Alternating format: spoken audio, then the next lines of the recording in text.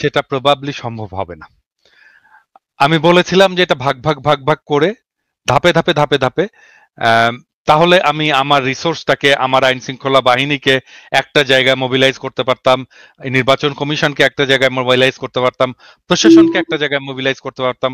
আমি সেখানে সর্বাঙ্গ সুন্দরভাবে সেই নির্বাচনটা করে সিলগালা করে আমি ব্যালট বাক্সগুলো রেখে দিলাম, তারপরে আমি নেক্সট জায়গায় গেলাম।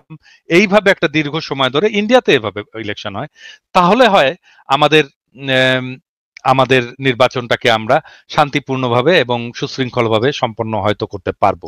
আমি জানি না এই এই পরিকল্পনা ওনারা নিচ্ছেন কিনা। আমি একমাত্র দেখি যে নির্বাচন সম্ভব যদি ধারাবাহিকভাবে বিভিন্ন সেন্টারে এইভাবে নির্বাচন করে একটা নির্দিষ্ট সময় ধরে নির্বাচন করে নির্বাচনটা সম্পন্ন করা যায়। কারণ আমাদের যে নাম্বার অফ সেন্টার আর আমার যে আইন শৃঙ্খলা রক্ষাকারী বাহিনীর সংখ্যা, এই দুইটা তো এক না। মানে তাহলে দেখা যাবে আমি একটা সেন্টারে হয়তো 2 জন বা 3 জন আইন শৃঙ্খলা রক্ষাকারী সমিতির সদস্যদেরকে দিতে পারবো। তাহলে তারা কি সেখানকার আইন শৃঙ্খলা রক্ষা করতে পারবে? এটা সম্ভব? এটা তো সম্ভব হবে না। এবং দাদা ধরেন বাস্তব অবস্থায় আমরা যদি দেখি যে ইলেকশন কমিশন, মানে আমি তো দেখছি যে তারা ড্রোন কিনবেন নির্বাচন কেন্দ্র পর্যবেক্ষণের জন্য, তারা বডি ক্যাম কিনবেন, মানে খরচের ধান্দা। আর এটার কি হবে? আপনি ড্রোন দিয়ে দেখলেন আর কি, দেখে কি করবেন, কি হলো আপনি বডি ক্যাম দিলেন আর কি, তারপরে কি? মানে এইটা তো ধরেন এখন যে অবস্থা, তো এটা নিয়ে আমরা আসি। ইলিয়াস, আপনি কি মনে করেন ডক্টর ইউনূসের এই নির্বাচনের সক্ষমতা বা নির্বাচন নিয়ে আপনি কি মনে করেন, পরিস্থিতি কি? কনক ভাই, ধরেন নির্বাচন নিয়ে এক একজন এক এক কথা বলে। আপনি নির্বাচন ছাড়া ডক্টর ইউনূস কি সারা জীবন থাকবে ক্ষমতায়? মানে এটা তো শেখ হাসিনা না, তাই না? এবং আমার মনে হয় না যে শেখ হাসিনার মতো করে গায়ের জোরে কেউ নির্বাচন ছাড়া বাংলাদেশে থাকার চেষ্টা করবে। ডক্টর ইউনূসের তো সেই ইচ্ছা নাই। অন্য কেউ ভবিষ্যতে চেষ্টা করবে, আমার মনে হয় এটা অদূর ভবিষ্যতে বাংলাদেশের ইতিহাসে আর সম্ভব না। বাংলাদেশের ইতিহাস অন্যভাবে লেখা হয়ে গিয়েছে এবং বাংলাদেশের মানুষ বুঝিয়ে দিয়েছে যে আমরা লড়াই করতে পারি। এই ধরনের লড়াই নিকট অতীতে পৃথিবীর, বাংলাদেশ তো বহু পরের কথা, পৃথিবীর ইতিহাসে কোথাও ঘটে নাই। একজন মানুষকে, আমি নিজে আমার কথা বলি, আমার বন্ধু হোক, আমার ভাই হোক, আর যেই হোক, আমার সামনে তার বুকে গুলি করছে আর আমি তাকে ধরে তারপরে নিয়ে আসবো, এই সাহস বোধহয় আমার হবে কিনা আমি জানি না। এটা বাংলাদেশের মানুষ দেখিয়েছে।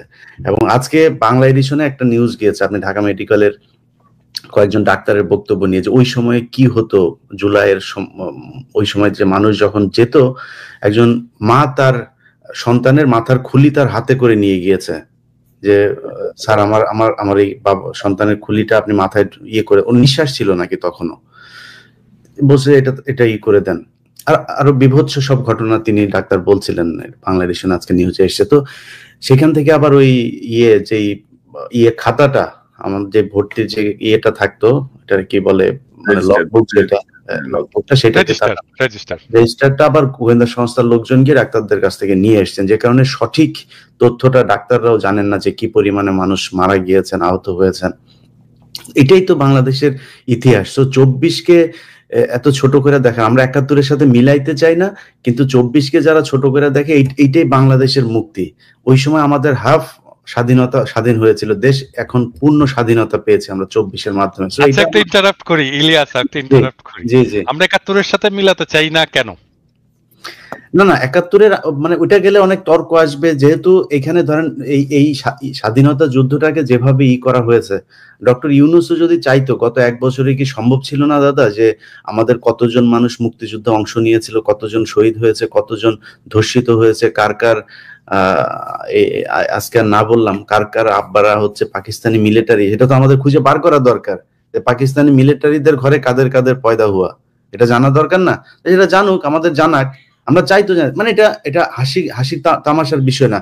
2 লক্ষ মা বোনের ইজ্জত, এটা বিশাল আকারের একটা অভিযোগ। আপনি সেটা করেন, খুঁজে বের করেন, আমরা তো চাই।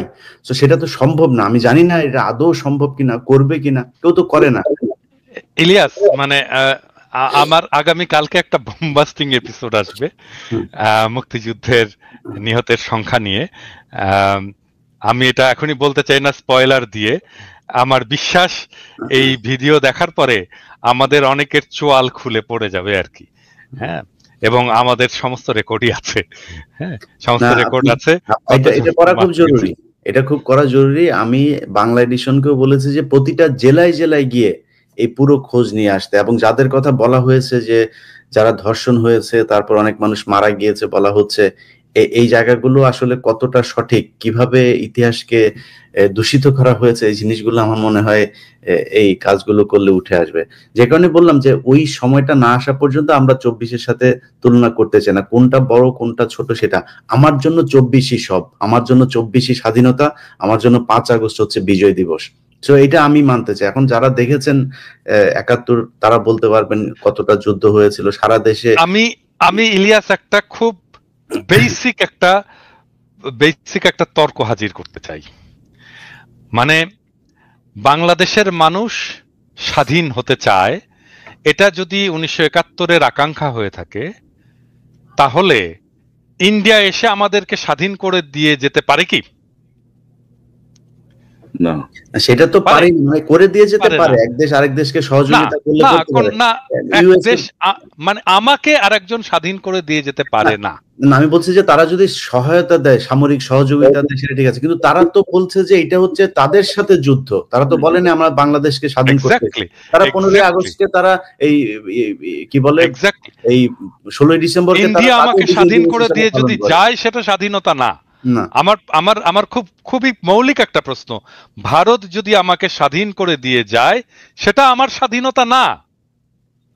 দাদা ওইটা আপনি আরো পিন পয়েন্টে বলতে পারেন যে আমাদের বিজয় দিবস 16 ডিসেম্বর, ওই দিন আমাদের দেশ স্বাধীন হলো। ওই 16 ডিসেম্বরের অনুষ্ঠানে আমার দেশের কে ছিল? একজনের নাম বলেন। ছিল না কেন? এটা কিসের আমার স্বাধীনতা? আমরা অন্য তর্কে চলে যাচ্ছি, কারণ এটা খুবই স্টিমুলেটিং তর্ক। এই তর্কগুলো আমাদেরকে করতে হবে, জানা দরকার, খুব গুরুত্বপূর্ণ আলোচনা। এটা নিয়ে আমরা হয়তো অন্যদিন আরো বিস্তারিত পরিসরে বসতে পারি প্রস্তুতি নিয়ে। আমার মনে হয় যে আমরা আজকে না করতে হবে, এটা এটা করতে হবে, আমি করতে চাই। এটাকে খুব সহজে যেভাবে সামারাইজ করা যেতে পারে সেটা হচ্ছে যে, ধরেন আমি মনে করি অনেক মানুষের এটা নিয়ে, আমি নিজে আমার সত্যি কথা বলে, আমি যতদিন পর্যন্ত ধরেন ইভেন 2012 সাল পর্যন্ত এই গণজাগরণ মঞ্চের পর থেকে অনেক কিছু দেখছি, বুঝছি, কিন্তু এর আগ পর্যন্ত আমার ভেতর একটা ছিল যে পাকিস্তানিরা এত বদমাইশ ছিল, এত পরিমাণে মানুষকে আমাদেরকে মারলো, এত মা বোনকে, মানে 30 লক্ষ আর 2 লক্ষ শুনতে শুনতে একদম ছোট থেকে বড় হয়েছে। কিন্তু আমি খুব স্বাভাবিক একটা ইকুয়েশনের দিকে যাই। ধরেন আমি মনে করি যে 30 লক্ষ মানুষ মারা গিয়েছে। 30 লক্ষ মানুষ যদি মারা যায়, তাহলে 30 লক্ষকে আমি 68,000 দিয়ে ভাগ দেই। 68,000 দিয়ে ভাগ দিলে এক এক গ্রাম প্রতি কয়জন করে পরে আপনি হিসাব করেন। আপনার গ্রামে না।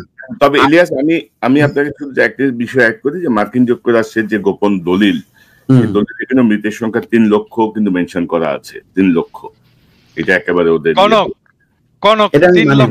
3 লক্ষ যদি মিলাই দিতে পারে, 3 লক্ষ যদি মিলাই দিতে পারে, কান কেটে আমি কুত্তাকে খিলাবো, বগুড়ার ভাষায় বললাম আর কি।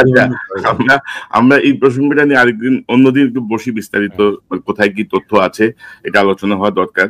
তো দাদা, আমরা যদি এই নির্বাচন প্রসঙ্গে যদি একটু আবার থাকি, যে ধরেন আমরা দেখছি যে জামাতে ইসলামী ধরেন পিআর নিয়ে কিন্তু একটা স্ট্রিক্ট অবস্থানে চলে গেছে, যে তারা কোর্টে যাবে, তারা এটা মানবে না, ওইটা মানবে না।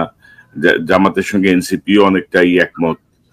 তো জামাত কি কোনো ঐতিহাসিক ভুলের মধ্যে আবার যাচ্ছে? মানে ধরেন যে আপনি আমরা 86 একটা ঘটনা দেখলাম, 91-তে বিএনপির সঙ্গে জোটবদ্ধ ছিলেন, 96-তে এসে আবার বিএনপির বিরুদ্ধে মাঠে নামলেন, গত 16 বছর ধরে একসঙ্গে আন্দোলন করলেন। বিএনপি জামাত একটা মানে প্রবাদ, মানে প্রেজ ওয়ার্ড হয়ে গেছিল না, যে আমাদের একটা ইয়ের মতো। তো এখন এসে দেখা গেল যে ইয়ের পরপরই দেখা গেল যে দুজনের মধ্যে বিশাল দ্বন্দ্ব। তো মানে বিএনপি ভুল করছে, জামাত ভুল করছে, মানে এটা তো হওয়ার কথা ছিল না আর কি, না? যে ফ্যাসিবাদ বিরোধী যে শক্তিটা, এদের মধ্যে একটা ঐক্য দরকার ছিল। হঠাৎ করে কোথায় খেলা হচ্ছে, কি মনে করেন আপনি? না, এখানে তো অনেকগুলো প্রশ্ন করলেন। আপনি যদি পিআর এর প্রশ্নটা বলেন, পিআর প্রসঙ্গে আমার ভেরি স্পেসিফিক পলিটিক্যাল স্ট্যান্ড আছে, এবং আমি পিআর ইস্যু নিয়ে 2টা এপিসোড অলরেডি করেছি। আমি আরেকটা এপিসোড রেডি করছিলাম, জাস্ট মায়া করে করিনি, কারণ এই এপিসোডটা রেডি করলে জামাত ইসলামের লোকের খুব মাইন্ড করবে আমার উপরে আর কি। কারণ আমি যদি ওই এপিসোডটা করতাম, তাহলে জামাতে ইসলামের কোনো চান্স ছিল না কোনো আর্গুমেন্ট নিয়ে দাঁড়ানো। মানে পিআর পদ্ধতিটা বাংলাদেশের জন্য একটা ডিজাস্টার হবে, একটা সিরিয়াস ডিজাস্টার হবে। আমরা অলরেডি উচ্চ কক্ষ একটা ডিজাস্টার হয়ে গেছে, এরপরে আবার এই পিআর একটা সিরিয়াস ডিজাস্টার হবে, মানুষের হাত থেকে ক্ষমতা চলে যাবে। হ্যাঁ, এখন যদি জামাত ইসলাম যদি এক গুয়ে হয়ে এক রোখা হয়ে যদি পিআর এর পক্ষে দাঁড়ায়, তাহলে তো আমাকে আবারও এক গোয়ে হয়ে এক রোখা হয়ে এই পিআর এর বিপক্ষে মানুষকে বুঝাইতে হবে। হ্যাঁ, এবং আমার এপিসোড কিন্তু রেডি। আমার বিশ্বাস জামাতে ইসলাম পিআর জিনিসটা বুঝেইনি ঠিক মতো। আমি সরি টু সে যে এই বিষয়টা বুঝেনি, এবং এই পিআর করার ক্যাপাসিটি বাংলাদেশের ইনস্টিটিউশনালি নাই। এটা এক্সট্রিমলি কমপ্লেক্স সিস্টেম। এটা আমি বাদ দিলাম, এটা কমপ্লেক্সিটির ইস্যুটা বাদ দিলাম। ধরা যাক আমি এই কমপ্লেক্সিটিটাকে ম্যানেজ করতে পারলাম কোনো না কোনো ভাবে, কিন্তু এইটা বাংলাদেশের ডেমোক্রেসিকে, বাংলাদেশের স্টেটকে এবং বাংলাদেশের জনগণকে ক্ষমতাহীন করবে। এই বিষয়টা ওনারা বুঝতে পারতেছেন না। এত বিজ্ঞ রাজনৈতিক দল ওনারা যে কেন বুঝতে পারতেছেন না আমি এটা জানি না। আপনি দরকার হলে ওনাদেরকে ডিবেটে ডাকতে পারেন আমার সাথে যদি মনে করেন। আমি কিন্তু শীর্ষ নেতাকে ডাকতে হবে একদম। আমি ওই রকম চুটকা ফাটকা নেতাদের সাথে আমি এটা নিয়ে আলাপ করবো না। শীর্ষ নেতাকে ডাকেন, পিআর পদ্ধতি নিয়ে ডাকেন, আমি ডিবেট করতে, প্রকাশ্যে লাইভে ডিবেট করতে রাজি আছি। কিন্তু এটা জামাত কি আবার কোন ঐতিহাসিক ভুলের দিকে যাচ্ছে, যেটা 86-96-তে হয়েছে বা 71-এও, মানে হঠাৎ করে একটা সিদ্ধান্ত, মানে কেমন যেন একটা রাইট টাইমে এসে রাইট ডিসিশন নেওয়া বা রাইট স্রোতের পক্ষে থাকা, মানে কেমন যেন তারা ইয়ে করে। এবারও কি এরকম কিছু হচ্ছে, ঐতিহাসিক কোনো ভুলের দিকে যাচ্ছে মনে করেন? মানে রাজনৈতিক দলগুলো তো ভুল করেই, এটা তো সব দলেরই তো ভুল থাকে, রাজনৈতিক ব্যক্তি হিসেবেও আমাদের ভুল থাকে। কিন্তু এই পিআর পদ্ধতি নিয়ে যদি মূলামূলি করে শেষ পর্যন্ত জামাত কিছু অ্যাচিভ করতে চায়, আমি এটা মনে করবো যে এটা আর একটা রাজনৈতিক ভুল হবে, বড় ধরনের রাজনৈতিক ভুল হবে, এবং এটা জামাত পরবর্তীতে স্বীকার করতে বাধ্য হবে। কারণ এর ফলে বাংলাদেশ যে জায়গায় যে দাঁড়াবে সেটার দায় তো তখন তাহলে জামাত ইসলামকে নিতে হবে। হ্যাঁ, আর আরেকটা বিষয় হচ্ছে কি, যে মানে এটা রাজনৈতিক দলগুলোকে বুঝতে হবে যে রাজনৈতিক দলগুলো কেন মনে করে যে আমরা দেশের মালিক। তা তো না। কয়েকদিন আগে তো একটা জরিপ বেরিয়েছে, তাই না? কয়েকদিন আগে জরিপ বেরিয়েছে, সেখানে দেখা যাচ্ছে 12% মানুষ বিএনপি কে ভোট দেবে, 10.5% মানুষ জামাত ইসলামীকে ভোট দেবে, 3%-এর মতো মানুষ এনসিপি কে ভোট দেবে, 7%-এর মতো মানুষ, 7.3%-এর মতো মানুষ আওয়ামী লীগকে ভোট দেবে। আপনি সব ভোট যদি এক করেন তাহলে দেখবেন যে 63% মানুষ এগুলো কোনো রাজনৈতিক দলের উপরে কোনো আস্থা নাই, তাদেরকে ভোট দিতে চায় না, ঠিক করেনি যে তাদেরকে ভোট। তাহলে রাজনৈতিক দলগুলো এত হ্যাডম কেন দেখায়? তাহলে কোথায় রিপ্রেজেন্টেশন এই 63% মানুষের? তাদের কথা তো শুনতে হবে। বুঝলাম যে মানে জামাত ইসলামীর একটা বিশাল একটা বুকের মধ্যে একটা লাল টুকটুকে আপেল আছে, আমাদেরকে আপেলটা দেখাক। আমরা কথা বলি, আমরা তো জামাত ইসলামীর শত্রু না, আমরা বিএনপিরও শত্রু না। তাদের ভিতরে লাল টুকটুকে আপেলটা আমাদেরকে দেখাক, আমরা একটু নেড়ে চেড়ে দেখি, একটু কামড় দিয়ে দেখি কেমন স্বাদ, মিষ্টি কিনা, কচকচে কিনা। তো আমি যেটা বলবো সেটাই করতে হবে। কেন? ওয়াই? জনগণের সাথে তো এনগেজ হতে হবে, আমাদেরকে বোঝাতে হবে তো। মানে আমরা তো বানের পানিতে ভেসে আসিনি, 63% মানুষ তো বানের পানিতে ভেসে আসেনি। তাদের সাথে এনগেজ হতে হবে, তাদের সাথে কথা বলতে হবে। এমনকি তাদের পক্ষ হয়ে যারা কথা বলে বলে মনে করে মানুষ, তাদের সাথে কথা বলুক। আপনি, আমি, কনক, আমাদের 3 জনের সাথে কথা বললেও তো একটা সেকশন অফ পিপুলকে তারা কভার করতে পারে না? এখন তারা বলতে পারে আপনারা কি রাজনৈতিক দল, মানে আপনারা যে রিপ্রেজেন্ট করেন তার গ্যারান্টি কি? মানে আমরা যদি জনগণের কণ্ঠস্বর নাই হইতাম, আমাদের পাছায় লাঠি দিয়ে পাবলিক চলে যেত, পরের দিন চলে যেত। ওটা এমনিতেই দেখা যায়, আমাদের ভিডিওর ভিউয়ে দেখা যায়, আমাদের সাবস্ক্রিপশনে দেখা যায়, আমার ফেসবুকের লেখায় দেখা যায়। পাবলিক এমনি দেখাই দিত যে আমরা এদেরকে চাই না, এদেরকে পছন্দ করি না, আমরা এদের সাথে নাই। কারোর মনে না হলে এটা সরাসরি বলুক, তারপরে দেখা যাবে না। হ্যাঁ, সেটাই। না, এখানে ধরেন এই জরিপটা কিন্তু আরেকটা জিনিস ইন্ডিকেট করছে যে একটা সময় ছিল না যে এবার ধানের শীষের জোয়ার, এবার দাঁড়িপাল্লার জোয়ার, এবার নৌকার জোয়ার, অর্থাৎ মার্কা থেকে মানুষের মন সরে গেছে কিন্তু, নট একদম, মার্কা। একদম পুরোপুরি, এটা কিন্তু পুরোপুরি। তো মানে আমার মনে হয় যে রাজনৈতিক দলগুলোরও চিন্তা করার বিষয় আছে, কিন্তু এই মুহূর্তে ধরেন বিএনপি, জামাত, এনসিপি এই যে এতদিন ঐক্যবদ্ধ থেকে হঠাৎ করে তারা কেন এত বিভাজিত হয়ে পড়লো, এটাও কিন্তু একটা মানে প্রশ্ন জনগণের কাছে। ইলিয়াস, আপনি কি মনে করেন এই যে জামাত কি কোনো ঐতিহাসিক ভুল করতেছে আবারও, বা এই যে বিভাজনটা? দাদা তো ওই অ্যাঙ্গেলের কথা বললোই, আমি ওইটাতে আর না যাই, আমি একটু ঐক্যের কথা বলি ভাই। হচ্ছে যে প্রথমেই 15ই আগস্টে বিএনপির এবার যে ভূমিকা ছিল, এটার জন্য বিএনপিকে অনেক ধন্যবাদ। এই একই ধরনের ভূমিকাটা জামাত ইসলামও নিতে পারতো। আমার বিশ্বাস যে তারা মাঠে ছিল, কিন্তু সরাসরি কেন আসে না সেটা আমরা জানি না।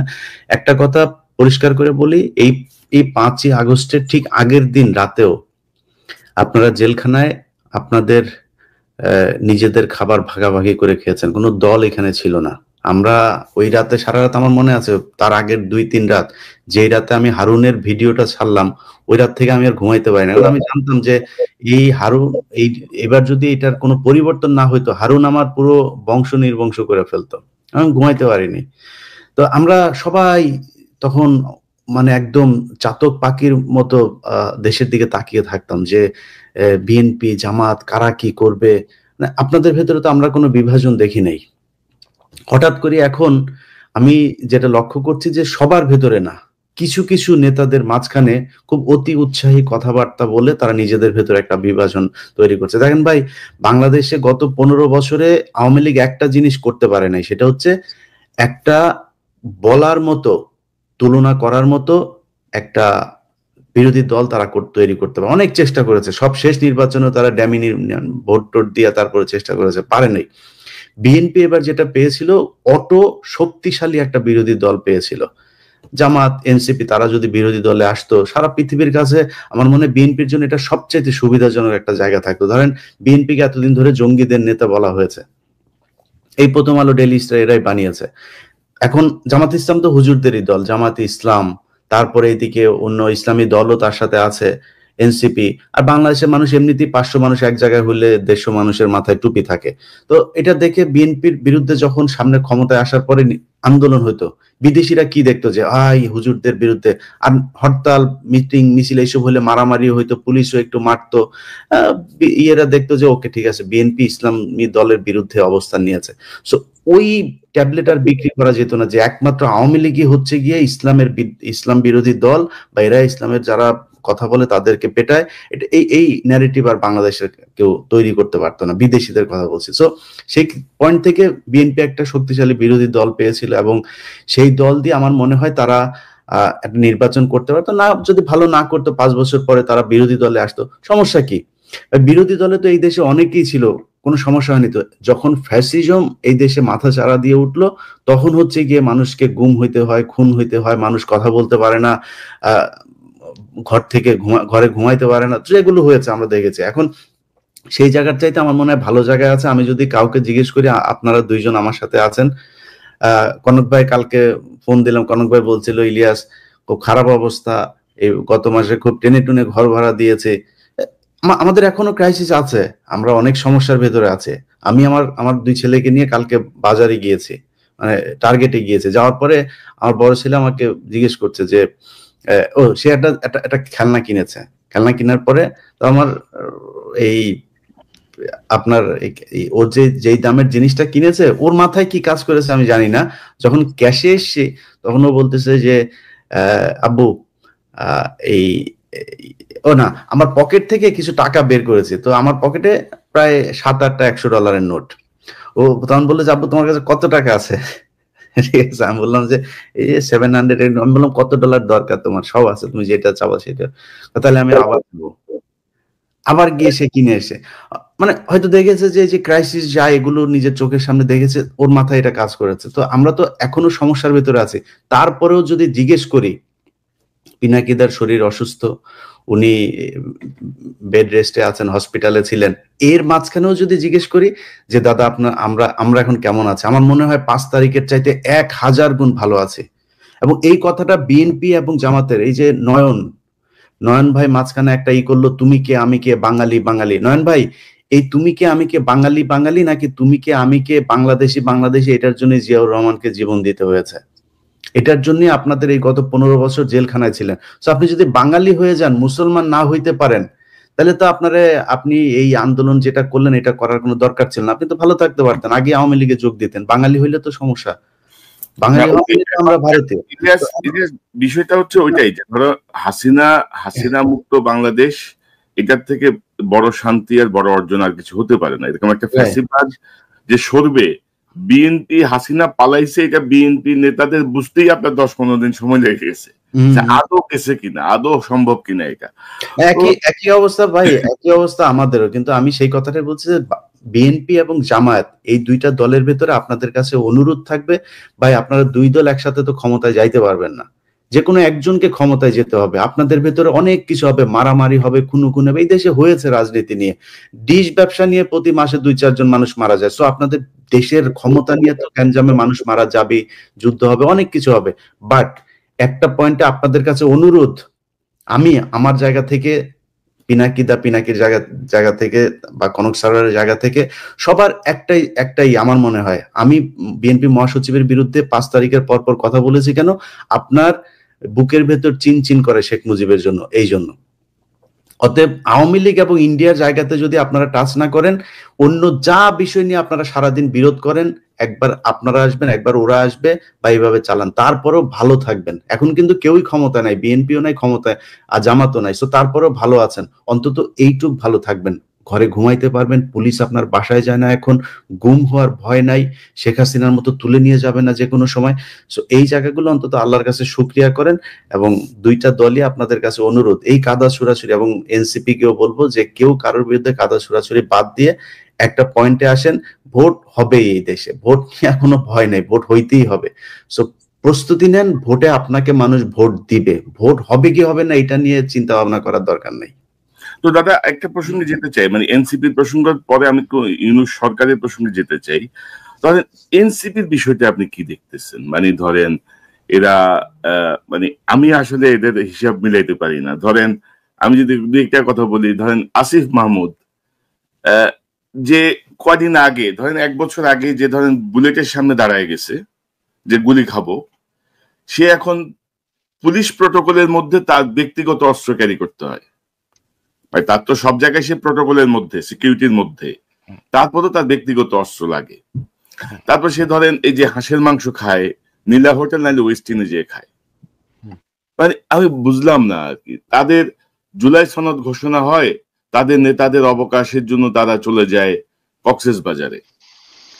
এতদিন পরে যে জুলাই সনদ হইলো, সেই সনদে ধরেন শহীদদের সংখ্যাটাই তো ভুল। মানে জাতিসংঘ বলে 1400, ওনারা বক্তৃতায় বলে 2000, ওইখানে লেখা হয়েছে 1000। তো এই যে অবস্থাটা, মানে এক এক নেতা এক এক রকম করে কথা বলছে। কেউ বলতেছে এইটা ঘুরাই দিবে, এটা উড়াই দিবে, হ্যান করবে, ত্যান করবে। জিয়াউর রহমান বা মানে একটা প্রতিষ্ঠিত সিনিয়র রাজনৈতিক দলের ব্যাপারে তাদের যে মনোভাব, তো এগুলো মানে সব মিলে কি মনে করে, মানে কি এনসিপি হয়েছে কি, এনসিপিতে কি ভর করছে? আমি কনক বোধহয় জিয়াউর রহমানকে নিয়ে যখন ইসমাইল পাটোয়ারি যখন একটা মন্তব্য করছিল, আমি আপনার এখানেই প্রথম এটার প্রতিবাদ করছিলাম, আমি বলছিলাম এটা খুব খারাপ কাজ হয়েছে এবং এটা এক্ষুনি প্রত্যাহার করা উচিত। আসিফ প্রসঙ্গে বলি আর কি, আসিফ প্রসঙ্গে তো আমার ফেসবুকে এসে সবাই আসিফ কিছু করলেই আমাকে এসে ধরে, আসিফ কিছু করলে আমাকে এসে, আপনি কিছু বলেন না। আসিফের বক্তব্যটা একটু শুনো নাকি আমরা, হাসির মাঝের বক্তব্যটা? না আমি শুনছি, আপনি দর্শকদের জন্য আলোচনা মনে মানে আলোচনা করছে, এটা আমি কিছু মনে করি ও খাওয়া দাওয়া করছে। ভাই আসিফ কি মনে করেন যে আসিফ গুলিস্তানে যায় খাবে? না, মেটার হচ্ছে নীলা হোটেল এবং ওয়েস্টিন আর কি। আচ্ছা আমি একটু বলি, মানে এটা আমার দর্শকদের, এটা ইলিয়াস জানে আর কি, মানে বিষয়টা ইলিয়াস খুব পুরোপুরি জানে ঘটনাটা, যে আসিফের সাথে আমার কি সম্পর্ক এবং আসিফকে আমি কি চোখে দেখি। মানে আসিফ যখন প্যারিসে আসলো আর কি, ওকে যখন আমি প্রথম দেখলাম, ও ছিল প্রথম মানুষ যে এই বিপ্লবী ছাত্রদের একজন প্রতিনিধি। হ্যাঁ, ও যখন আমার সামনে আসলো, আমি এটা বিশ্বাস করতে পারিনি যে আমি আসিফকে দেখতেছি। আমি ওকে জড়ায় ধরলাম এবং জড়ায় ধরে কাঁদতে শুরু করলাম। হ্যাঁ, এবং কান্না, এবং আসিফও ঠায় দাঁড়ায় থাকলো। আমি জানি না আমি কতক্ষণ কাঁদছিলাম, বোধহয় 10-15 মিনিট কাঁদছিলাম। আসিফ ঠায় দাঁড়ায় থাকলো এবং আমার এই কান্নার এটা একটা ছবিও বোধহয় আছে, আমি আপনাকে দেবো, ইলিয়াস, কনক। তো আসিফ আমার কাছে হচ্ছে বিপ্লবের ফিজিক্যাল এমবডিমেন্ট, যে আমার কাছে আসছিল, যাকে আমি টাচ করতে পারছি, ছুঁইতে পারছি, ধরতে পারছি, ভালোবাসতে পারছি। তো একটা আমার সাথে, আপনারা জানেন যে আমি খুবই ইমোশনাল মানুষ, এবং সেই অর্থে আসিফের সাথে আমার একটা খুব ব্যক্তিগত ইমোশনাল একটা সম্পর্ক আছে। হ্যাঁ, খুবই ব্যক্তিগত ইমোশনাল সম্পর্ক আছে, এবং ইলিয়াস জানে যে আসিফকে আমি কম বকাবকি করি না, প্রচন্ড বকাবকি করি। মানে এই ছাত্রদের মধ্যে 2 জন আমার বেশি বকাবকি খায়, প্রথম আসিফ আর নাম্বার 2 হচ্ছে হাসনাত।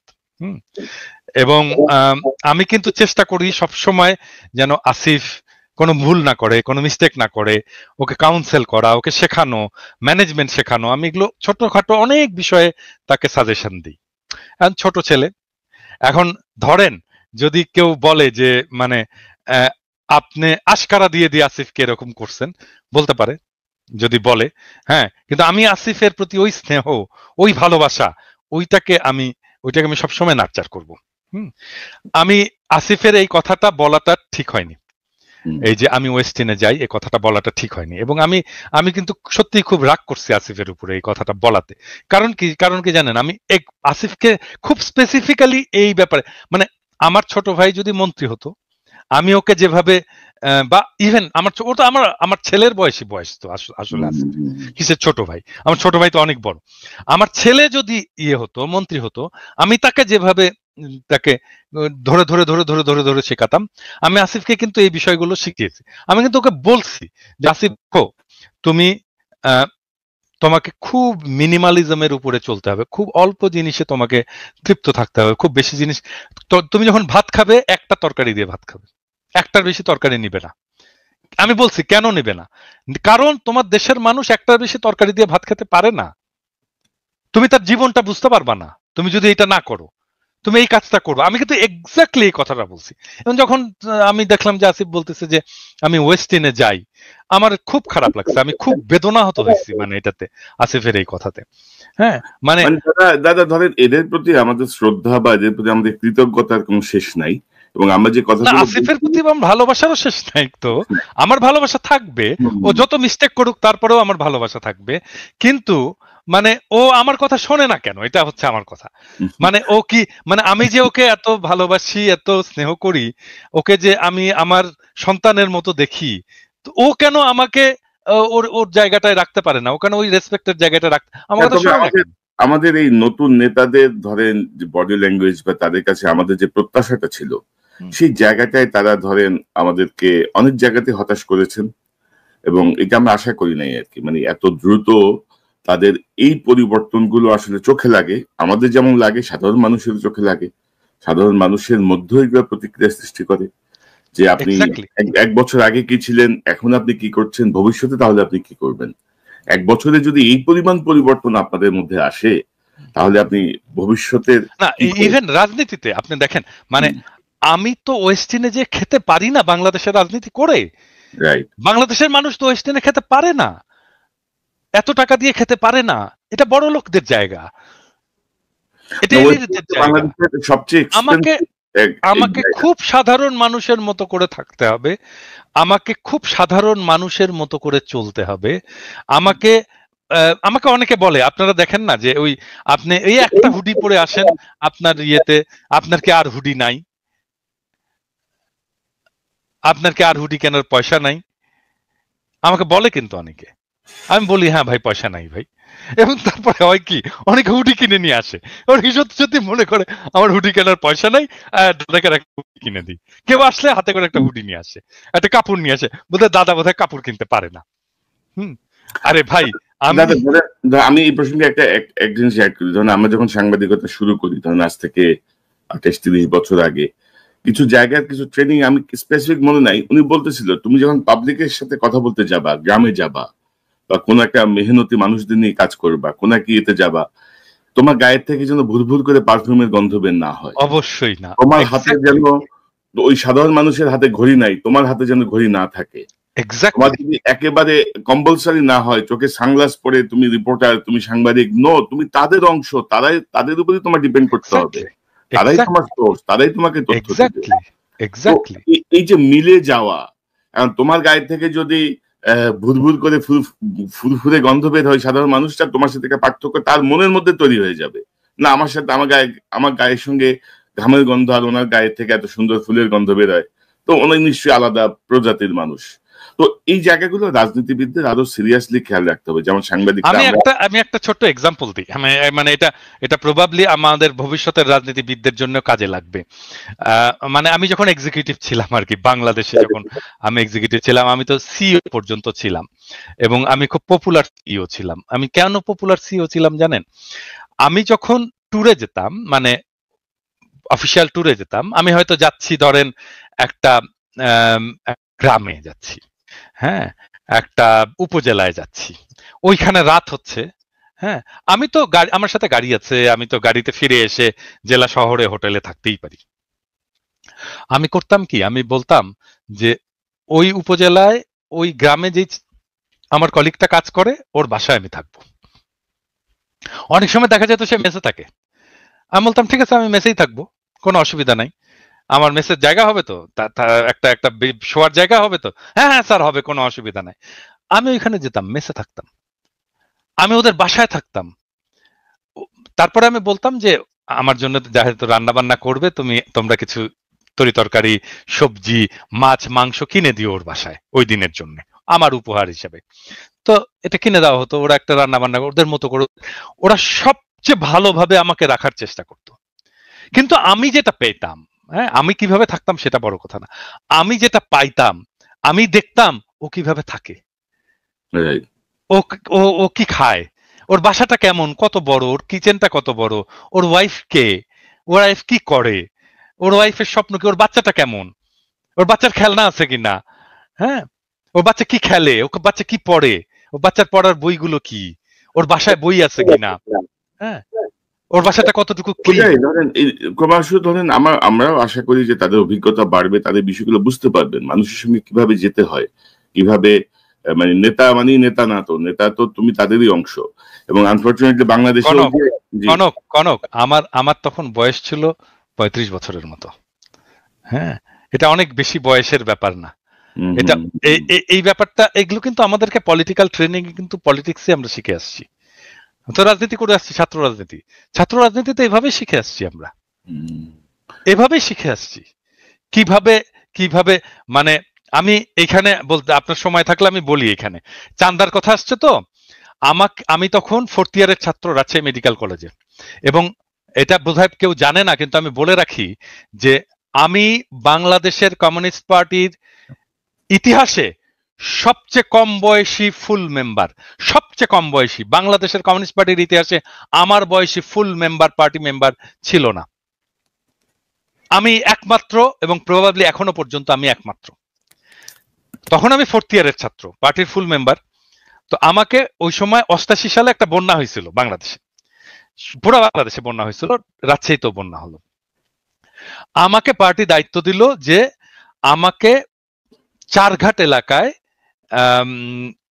বন্যার ত্রাণ চালাইতে হবে, মানে ওখানে খাবার নিয়ে যেতে হবে, কাপড় নিয়ে যেতে হবে, ওগুলো করতে হবে। তো আমি বললাম যে কিভাবে করব, বললো এটা তোমার উপরে, মানে আমি বললাম যে আমার রিসোর্স কোথায়, টাকা পয়সা কোথায়, তোমার উপরে, মানে আমাকে চিন্তা করতে হবে আমি কিভাবে আমার এই করব, আমার এই রসদ জোগাড় করব এবং ওখানে নিয়ে যাব। আজকে আমি বলতে পারি আমার চালানো ত্রাণ কর্মকাণ্ড আমাকে পার্টি থেকে একটা পয়সা দেয়নি, একটা পয়সা না। আমার চালানো ওই ত্রাণ কর্মকাণ্ড চারঘাটের মানুষ প্রবাবলি এখনো মনে করতে পারবে যে ওই মেডিকেল কলেজের একটা ছেলে এখানে এসে ত্রাণের কাজ চালাই গেছে। কিভাবে করছি জানেন? আমি চিন্তা করলাম যে আমি করবো কি, আমার কাছে কোনো টাকা পয়সা নাই, আমি করবোটা কি? তো চিন্তা করে বের করলাম যে আমি যে লোকালিটিতে থাকি মেডিকেল কলেজের আশেপাশে, ওইখানে বাসায় বাসায় গেলাম আর কি, যে বললাম যে ভাই আমি মেডিকেল কলেজের ছাত্র, চেনেন তো আমাকে, আমি চারঘাটে ত্রাণ করতে যাব, কালকে যাব, তো আপনি সকালবেলা যে রুটি বানান না, আপনি 2টা রুটি এক্সট্রা বানায়েন, আমি সকালবেলা আসবো, নিয়ে যাব রুটিটা। তো এরকম বলে আসলাম অনেকগুলো বাসায়। পরের দিন আমি ভাবছি আর কতগুলো এইবার রুটি দেবে, 4-5টা বস্তা টস্তা নিয়ে, ব্যাগ ট্যাগ নিয়ে আমরা গেছি ইয়ে করতে। তারপরে যেয়ে দেখি ওরে মা, কিসের 2টা রুটি, 20টা রুটি বানায় রাখছে একটা বাসা। হ্যাঁ, কেউ খিচুড়ি ভরে হাড়ি ভরে খিচুড়ি রান্না করে রাখছে, বিশাল ব্যাপার। পরে আমাদেরকে ভ্যান ভাড়া করতে হইলো, ভ্যান আলা আসলো, ভ্যান আলাকে বললাম ভাই আমার কাছে কিন্তু পয়সা নাই, বললো কিচ্ছু লাগবে না ভাই, তোলেন এগুলোর উপরে। ভ্যানে তুললাম, ভ্যানে তুলে চারঘাটের বাসে গেলাম, বাসের উপরে তুললাম সমস্ত ত্রাণের জিনিসপত্র। বাসালাকে বললাম ভাই আমার কাছে কিন্তু পয়সা নাই ভাই, বললো কি করবেন আপনি এগুলো? আমি বললাম ত্রাণ দিতে যাবো। বলে কিচ্ছু লাগবে না, ওঠান আপনি, সব কি কি আছে ওখানে সব তোলেন। চারঘাটের বাসে যে আমাকে নামাই দিল, ওইখানে ভ্যান, একটা পয়সা লাগলো না।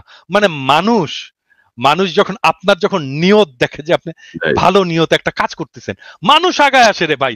আপনার যদি রাজনীতি ঠিক থাকে, আপনার টাকার কোনো অভাব হয় না, পয়সার কোনো অভাব হয় না। এরা যে টাকা তুলতে গেছে, এই যে এনসিপি টেনসিপি, এই যে অলিগার্কদের কাছে, দুর্বৃত্তদের কাছে কোনো টাকার অভাব ছিল না। এনসিপি কে আমি এনসিপি কে ইয়ে দিছিলাম, প্রপোজাল দিছিলাম গত রমজানের সময়।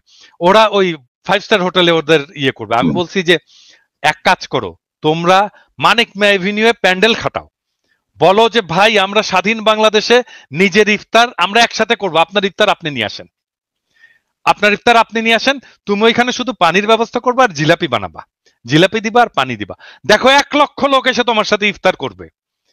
কি দরকার তোমার দুর্বৃত্তদেরকে? তোমার মাথায় তো আইডিয়াই নাই যে কিভাবে তুমি তোমার মানুষকে ইনভলভ করবা তোমার ইয়ের সাথে। আপনি জানেন আমি বিএনপি কে একটা ইয়ে দিছিলাম, যখন খালেদা জিয়া জেলে, ওই সময় খালেদা জিয়া জেলে, তখন রমজান, তখন একজন বন্দির জন্য রোজার ইয়ে হচ্ছে 17 টাকা 62 পয়সা বোধ হয় টোটাল ইয়ে বরাদ্দ।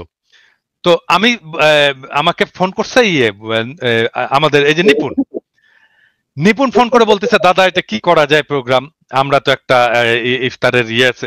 আমি বললাম যে নিপুণ, আমি বললে করবেন এটা? বলে হ্যাঁ দাদা আপনি বললে করবো না কেন, অবশ্যই করবো। তা আমি বললাম যে এক কাজ, আপনি কি জানেন 17 টাকা 62 পয়সায় ইফতারি কি কি হয়? না জানি না। আপনি জানেন না আপনার নেত্রী এই টাকার ইফতারি খায় ইয়ের মধ্যে বসে, জেলখানার মধ্যে বসে? তা আপনি তো জানেনই না 17 টাকা 62 পয়সার কি ইফতারি হয়।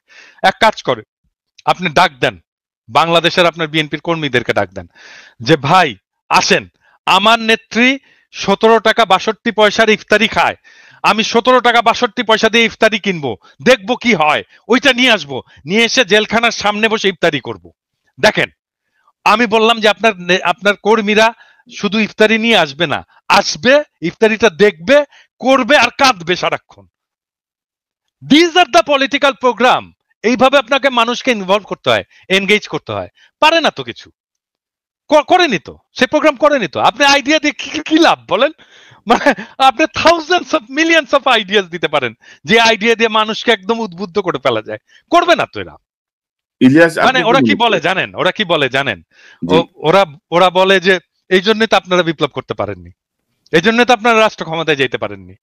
হ্যাঁ, আপনাদের মাথায় এত বুদ্ধি, হ্যাঁ আমাদের কথা শোনেন, হ্যাঁ আমরাই ভালো করবো। ইলিয়াস, আপনার পর্যবেক্ষণ কি? ধরেন এনসিপি নিয়ে আনমিউট করেন ইলিয়াস, এবং যে বিষয়গুলো আসছে, পাশাপাশি ধরেন আরেকটা বিষয় আমি আপনার সঙ্গে অ্যাড করি, যে মিডিয়া মনে হচ্ছে যেন বিএনপি আর এনসিপির পিছনে লেগে আছে।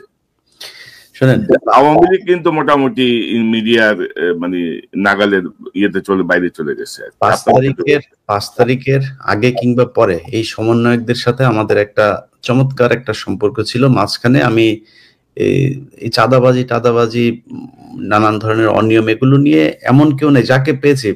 মানে 5 তারিখের পরে আমি মনে করেছিলাম কি বাংলাদেশটা বোধহয় একটা জর্জিয়া কিংবা এই টাইপের খুব মানে শতভাগ একটা মানে শৃঙ্খলা একটা রাষ্ট্র হিসাবে বোধহয় প্রতিষ্ঠিত হইতে যাচ্ছে। তো এটা দেখলাম পরে ভুল। অনেক ভালো মানুষ দেখলাম ভাই, খুব সুন্দর করে করে, তার ব্যাপারে অনেক ভালো জানতাম, দেখি যে সমস্যা। তো সবাইরে বলতে চাই না, বাট আমরা যদি পার্সেন্টেজ করতে বলেন 99%, 99.9% আমরা করাপ্টেড। আমি সব আমার নিয়েই বললাম, কারোর করে বললাম না। তো আমরা বোধহয় জাতিগতভাবেই মনে হয় এই সমস্যাটা আছে। সো এটা বাদ দিলাম, এরপরে আর কথা বলি না। যদি কথা বলতে চান আপনি, আসিফ তো ওই যে দাদা বললো না, তো বাচ্চা ছেলে, এই কারণে সেই কথাটা বলে ফেলেছে। আপনার কি মনে হয় যে এই সালাউদ্দিন কোনোদিন এটা বলবে? জীবনে বলবে না। ইভেন ধরেন দাদা পলিটিক্স করে এসছে, দাদার মুখ দিয়ে কোনোদিন এই কথা বের হবে যে ওনার জীবনের যদি কোনো খারাপ কোনো কিছু থাকে সেটা উনি বলবেন? এটা কৌশলে ওইভাবে উপস্থাপন করা হবে।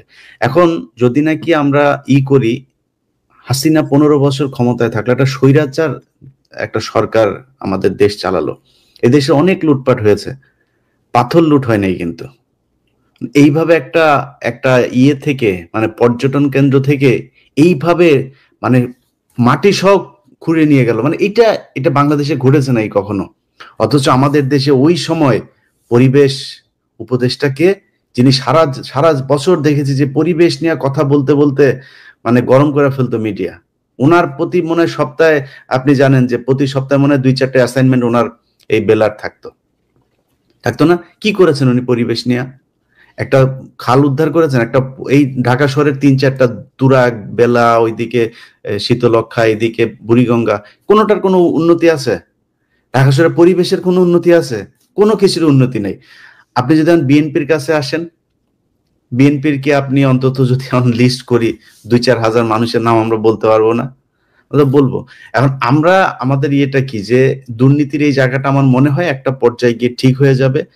সো এদের কারোর সাথে যে আমাদের খুব ব্যক্তিগত, দাদা বললেন আসিফের সাথে যেমন আমাদের সম্পর্ক আছে, আমাদের ইশরাকের সাথেও, আমাদের এই কনক ভাইয়ের সাথে আমাদের এই গত কয়েকদিন আগেও আমরা অনেক বিষয় নিয়ে ইশরাক ভাইয়ের সাথে আলোচনা করলাম, এবং এই সিটি কর্পোরেশনের সামনের যে ঘটনা, এটা নিয়েও আমাদের যেটা মনে হয়েছে আমরা সেই পরামর্শ ইশরাক ভাইকে দেওয়ার চেষ্টা করেছি। সো কারোর সাথে আমাদের সমস্যা নাই। এখন কথা হলো যে আপনি যখন কিনা দুর্নীতি নিয়ে কথা বলতে যাবেন, যদি নাকি সবাই চলে আসেন, তাহলে তো আপনার এটা নিয়ে আলাপ করার দরকার নাই। দুর্নীতিটুকু আছে, কিভাবে থামানো যায় সেটা চিন্তা করেন। এবং বিএনপির আর মিডিয়া, যেটা আপনি বললেন যে এখন মিডিয়া হচ্ছে বিএনপি আর এনসিপি কে, এটা মিডিয়ার বিষয় না। মিডিয়াতে তো এই হাসিনার সেই দোসররা আছেই। ডিজিএফআই নিজে অ্যাসাইনমেন্ট দিয়ে দেয়, ডিজিএফআই নিজেই ফুটেজ বের হয়, অডিও বের হয়, ভিডিও বের হয়, কোত্থেকে বের হয়? এটা কি সাধারণ মানুষ করতে পারে নাকি? এগুলি আমরা জানি না, ডিজিএফআই দেয়। ডিজিএফআই দিয়া বলে এই ঘটনা ঘটেছে, এবার এটা নিয়ে কাজ করো। সো এই জায়গাগুলো তো ঠিক করতে হবে। যেসব সুশীলরা আজকে 15ই আগস্ট নিয়ে করে, খুব মনে হয় যেন তারা ন্যায়ের পথে অটল আছেন, কিছু কিছু জায়গা নিয়ে তাদেরকে কেউই করতে পারবে না। তোরা কই ছিলি রে জুলাইতে? 5 তারিখ পর্যন্ত এই যে ফারাবি হাফিজ, এই যে এই চ্যানেল 24 এর যেই উপস্থাপক, বাবা মাদেরকে উদ্দেশ্য করে পোস্ট করেছে, সেই পোস্ট আছে আমার কাছে। বাবা মাদেরকে উদ্দেশ্য করে পোস্ট করেছে যে আপনারা আপনাদের সন্তানদের হেলি খেলা দেখে কি মজা পাচ্ছেন? এই আন্দোলনের ভেতরে নাকি অন্য দুষ্কৃতিকারীরা ঢুকে গিয়েছে, এদেরকে দ্রুত সরিয়ে নেন। এরাই তো সেই সুশীল। সেই সুশীলরা আজকে শেখ মুজিবকে নিয়ে করছে। প্রতিটা এই পোস্টের জন্য টাকা পেয়েছে, প্রতিটাকে টাকা পয়সা দেওয়া হয়েছে। ওই যে তৌহিদ আফ্রিদির মাধ্যমে টাকা বিতরণ হয়েছে। তো এখন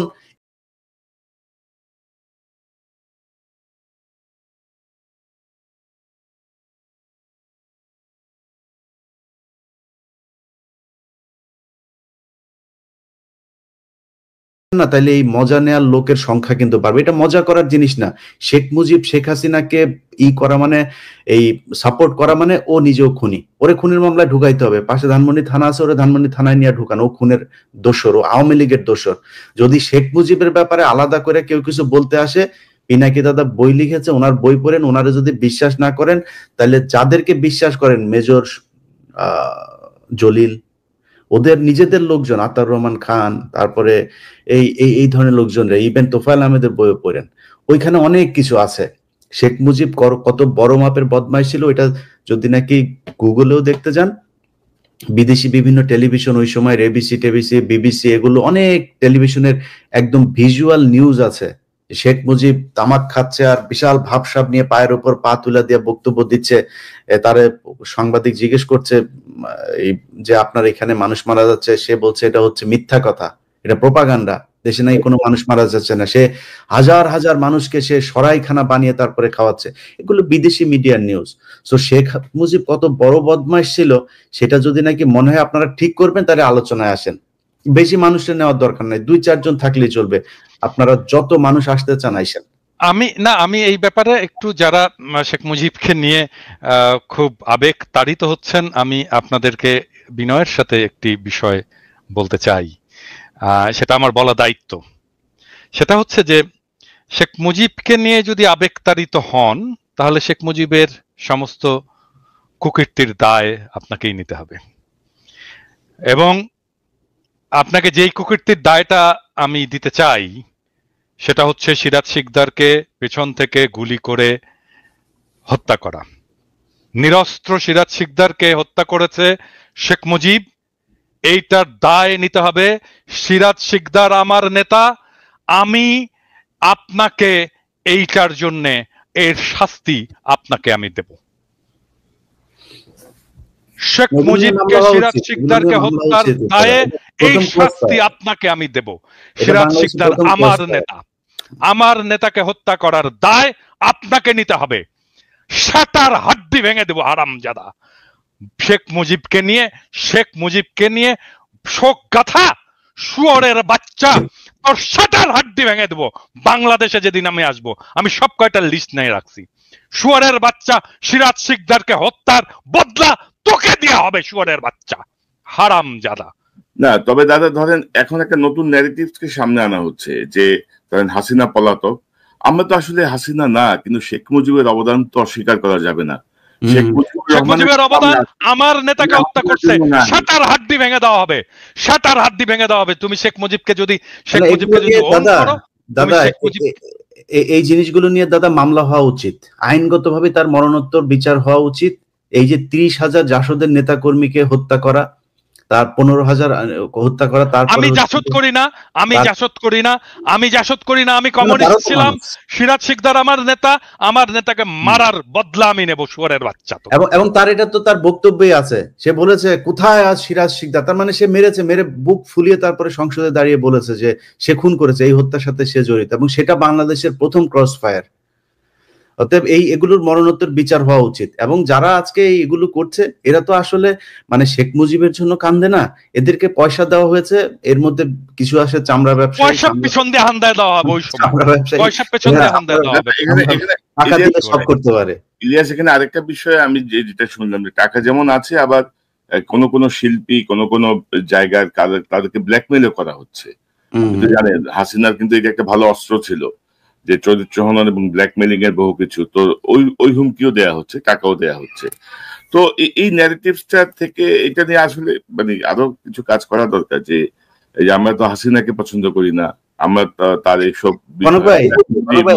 একটা জিনিস বলি কনক ভাই, ধরেন 32 নম্বরের সামনে একটা মহিলা আসলো, এক হুজুর আসলো ফাজলামি করার জন্য, জাস্ট ফান করার জন্য। সে বলছে যে আমি 2টা খতম দিয়েছি। তার বউ জীবনে কোনোদিন কোরআন পড়া দেখছেন না? ভিডিওটা বুরকাওয়ালা মহিলা, মানে ফান করার জন্য এসে, মানে এখানে ফান করা যায়। আপনি একটু চোখ বুঝা কল্পনা করেন তো ভাই, আওয়ামী লীগ ক্ষমতায় আছে, জামায়াতের শিবিরের বা বিএনপির একটা ছেলে সেখানে ওরা জিয়াউর রহমানের কবরের ওইখানে গিয়ে করেছে, সেখানে গিয়েছে। আপনি চিন্তা করেন তো যে তার অবস্থাটা কি হইতো, পাড়ায় মেরে ফেলতো ওইখানে। আপনি তারা নিয়ে ফান করেন, এটা ফান করার জিনিস না তো। সালাউদ্দিন কাদের চৌধুরীর কবরে যে কি করছে, না ভেঙেছে তো, সেখানে কেউ যেতে পেরেছে নাকি সেই জায়গায়? লাশ আমার চোখের সামনে, দাদা আমার চোখের সামনে দেখেছি। এই শহীদ কাদের মোল্লা তার লাশটা যাওয়ার সময় জুতা নিক্ষেপ করেছে তার লাশের গাড়ির উপরে।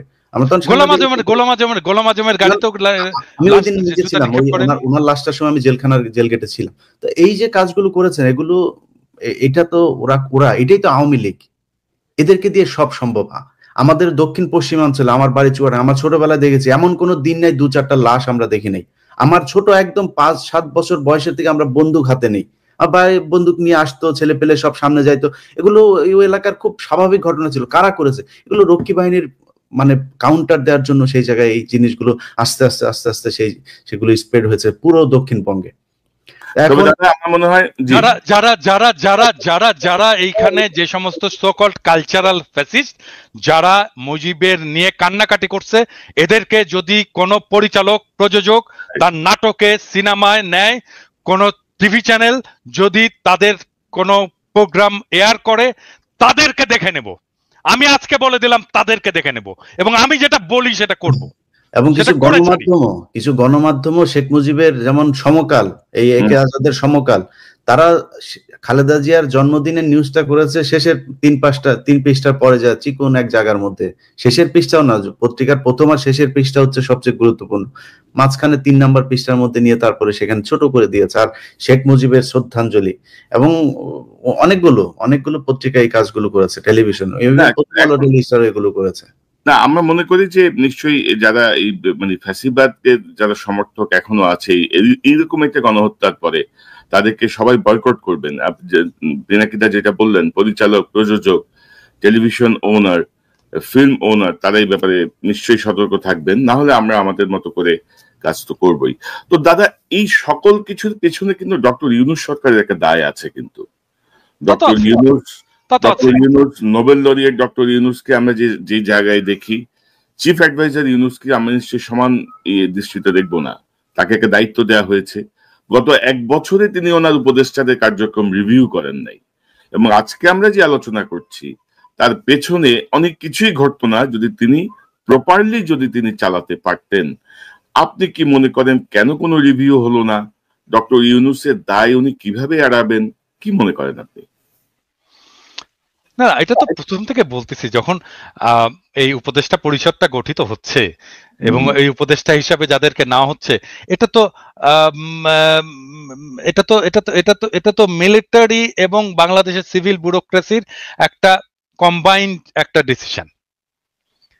হ্যাঁ, এবং এটার মধ্যে ছাত্ররা ঢুকছে এবং ছাত্ররা এটাকে এন্ডোর্স করছে, এবং ছাত্রদেরকে এটার দায়টা নিতে হবে। তো মিলিটারি সিভিল ব্যুরোক্রেসির কম্বাইন্ড ডিসিশন নিয়ে যাদেরকে উপদেষ্টা বানানো হয়েছে, তারা বিপ্লবের কোন বালটা করছে, বিপ্লবের কোন অংশটা তারা পালন করছে?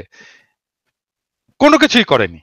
তো তারা এই বিপ্লবের মর্ম বুঝবে না, তারা এই রক্তদানের মর্ম বুঝবে না, তারা এই ধারাবাহিক সংগ্রামের মর্ম বুঝবে না, তারা জানবে না আমরা কোন পথ দিয়ে এই জায়গাটায় আসছি, আমরা কোন কষ্ট, কোন কান্না অতিক্রম করে এই জায়গাটায় আসছি, আমরা কোন লড়াইয়ের মধ্যে দিয়ে এই জায়গাটায় গেছি। এবং এই বিপ্লব যদি ব্যর্থ হইতো, যদি 24-এ আমরা হাসিনাকে উৎখাত করতে না পারতাম, তাহলে আমাদের কার কি অবস্থা হইতো সেটাও ওরা জানে না। ওদের কারো কিছু হতো না, কার কি হতো? হ্যাঁ, হয়তো আসিফ নজরুলের কিছু হইতো, আদিলুর রহমান শুভ্রর কিছু হইতো, হয়তো প্রফেসর ইউনূস জেলে যেতেন, আর কার কি হতো? কারো কিচ্ছু হতো না। তারা এসে বসে বাংলাদেশের রাষ্ট্রের দখল নিল, ক্ষমতা নিলে রাষ্ট্র চালানো শুরু করে দিল। হ্যাঁ, অবশ্যই ছাত্রদের কিছু হতো এবং ছাত্র এটাকে এন্ডোর্স করলো। আমরা বারবার করে বলে আসতেছিলাম একটা বিপ্লবী সরকারের প্রয়োজনীয়তার কথা, কেউ মাথায় নিল না, কেউ কানে তুললো না। একটা বিপ্লব হলো, বিপ্লব বাদ দেন, একটা সরকার পতন হলো, পতন যারা করলো তারা তো ক্ষমতা দখল করবে। তো কেন একটা জাতীয় সরকার হলো না? কেন রাজনৈতিক দলগুলো একটা জাতীয় সরকার করলো না? কেন এই উপদেষ্টা পরিষদের মধ্যে রাজনৈতিক দলের নেতাগুলো নাই? থাকলে তো আজকে অবস্থা হতো না। আপনি দেখেন, প্রফেসর ইউনূস 2 বার ওই যে বডি সোহেল আছে না, বডি সোহেলের সাথে মিটিং করছে 2 বার ডেকে নিয়ে তার অফিসে। প্রফেসর ইউনূসের একবার সময় হয়নি মাহমুদুর রহমানকে ডেকে নিয়ে মিটিং করার। একবার। বডি সোহেলের মধ্যে কি মধু আছে প্রফেসর ইউনূসকে ডাকতে হবে, আর মাহমুদুর রহমানকে ডাকা যায় না? কোথাও ডাকছে? মাহমুদুর রহমানকে কোথাও এনগেজ করছে? করেনি। দেবপ্রিয়কে করে এসে এনগেজ, অমুককে করে এসে এনগেজ, তমুককে করে এসে এনগেজ, আর একটা করে ঝামেলা করে। আর সেই ঝামেলাগুলো সামলাই আমরা সামলাই। প্রফেসর ইউনূসের কোনো মিডিয়া আছে নাকি? কোনো মিডিয়া প্রফেসর ইউনূসের চোদে নাকি? প্রফেসর ইউনূসের সরকারকে কেউ চোদে না, আমরা সামলাই। ন্যারেটিভ আমরা তৈরি করি, আমরা পাশে এসে দাঁড়াই। না, এখন ইউনূস সাহেব ধরেন এত বছর ধরে সংগঠন করেন, এনজিও করেন, উনি একটা প্রজেক্ট প্রপোজাল লিখলেও তো সেই অনুযায়ী লোক নিয়ে প্রজেক্টটাকে দাঁড় করান না। তো বাংলাদেশ রাষ্ট্র কি ওনার প্রজেক্টের থেকেও খারাপ অবস্থায় আছে? যে আমার মন চাইলে আমি চিটাগাং থেকে নিলাম, মন চাইলে আমি এনজিও থেকে নিলাম, মন চাইলে আমার অমুক ভাইয়ে নিলাম, অমুক ভাইয়ের ছেলেরে নিলাম, অমুক ভাবিরে নিলাম, তাই তো করছে, তাই তো করছে, তাই তো করছে, তাই তো করছে, তাই তো করছে, তাই তো করছে। এক বছরে আমার বন্ধুর ছেলে, অমুকের ছেলে, তমুকের ছেলে, গ্রামীণ ব্যাংক, অমুক তমুক, এই তো আমি যাকে চিনি, আমার যে বন্ধু, এই তো নিয়ে করছে। সে স্বীকারও করছে যে পাইনি, তখন যাদেরকে পাইছি তাদেরকে নিয়েই করছে। তো তারপরে 1 বছর চলে গেল, তো এর মধ্যে রিভিউ করতে পারলেন না?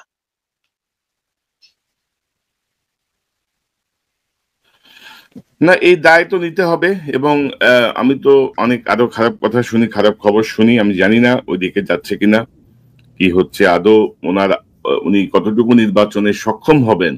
মানে এই পরিস্থিতিতে আমি ধরেন আওয়ামী লীগের সচিব, আওয়ামী লীগের সেনা অফিসার, আওয়ামী লীগের পুলিশ কর্মকর্তা, আওয়ামী লীগের মাস্টার, সব প্রত্যেকে মানে ধরেন যারা 3-4টা নির্বাচনের অভিজ্ঞতা সম্পন্ন, মানে রিগড নির্বাচনের অভিজ্ঞতা সম্পন্ন, তারা প্রত্যেকেই স্ব জায়গায় বহাল। আপনি কোথাও টাচ করেন নাই। আপনি কি শাস্তি চাচ্ছেন? আপনি কিভাবে একটা সুষ্ঠু নির্বাচনে আদৌ কি সক্ষম হবেন?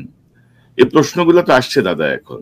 আচ্ছা, একটা জিনিস বলেন তো, একটা জিনিস বলেন কনক, আমি বলি, মানে এটা উইথ অল ডিউ রেসপেক্ট, মানে আমি তো মাঝে মাঝে খেপে টেপে যাই, তো এখন করার কিছু নাই, এটাই আমার নেচার আর কি। তো রাষ্ট্র নিয়ে, সরকার নিয়ে, সংস্কার নিয়ে কনক আপনার একটা চিন্তা আছে না, বলেন তো? আপনি এতদিন কাজ করছেন না? হ্যাঁ, ইলিয়াস, তোমার একটা চিন্তা আছে না, এতদিন কাজ করছো না, যে রাষ্ট্রটা কিরকম হবে, করা উচিত আছে কি? ইয়েস অর নো বলো, আছে? মিউট হয়ে আছো। অবশ্যই অবশ্যই। প্রফেসর ইউনূসের সরকারের সংস্কার কমিশন আমাদের সাথে বসে আধা ঘন্টা কথা বলছে, আমারও আছে, আধা ঘন্টা কথা বলছে যে আচ্ছা বলেন তো, আপনারা তো এতদিন ধরে লড়াই করছেন, সংগ্রাম করছেন, যেরকমই করেন, যতটুকুই করেন, করছেন তো, আপনারা বলেন তো আপনাদের চিন্তা কি আগামীর রাষ্ট্রটা নিয়ে, সংস্কার নিয়ে, সংবিধান নিয়ে? কেউ কিছু বলছে? নির্বাচন কমিশন নিয়ে কেউ বলছে? একজন বলছে? কেউ বলে নাই। কেন বলেনি? মানে কি আমাদের মাথায় বুদ্ধি নাই? আমাদের লেখাপড়া করি না আমরা? নাকি আমরা পার্ট অফ রেভলিউশন না? নাকি আমরা কিছু বুঝি না? নাকি আমরা মূর্খ সদা?